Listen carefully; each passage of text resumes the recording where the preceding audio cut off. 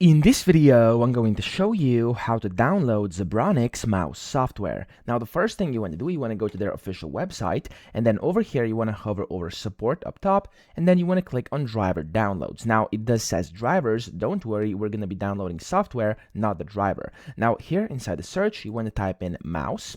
And then there we go, it's going to pop up all the different models you can basically get the software for. So as you can see, here's the product names, there's a bunch of different ones, the Astro, Crosshair, Crystal, Phobos Pro, etc. So according to, of course, the mouse you have, you'll have to download that specific thing. So for example, let's say I have the Phobos Pro, I can click on this download button here, and sometimes it's going to direct you to a separate page here where you will basically have to click on this Zeb Phobos Pro zip, which will download it to your computer, but sometimes it's going to direct download, okay? So if I go to, for example, Reaper, if I click download, as you can see, it automatically downloaded. So here, whenever you do that, it's going to get saved into your downloads folder like this.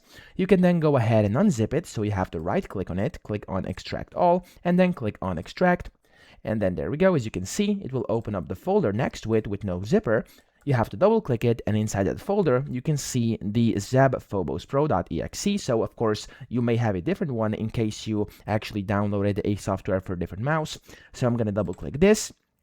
And what that's going to do is it's going to open up this box, which is basically the installation wizard. You have to click on next after you, of course, select where you want to install it. I'm just going to leave this as default, and I'm going to click on next and then install. And then after that, as you can see, you can just launch it. So if I click on finish right now, it's going to launch up the software here on my computer in just a few seconds. So that's basically how to do it. Then just make sure you have your mouse plugged into your computer, and then you'll be good to go. You'll be able to use the software. So I hope this video helped you out. If it did, please subscribe to the channel and help me out as well.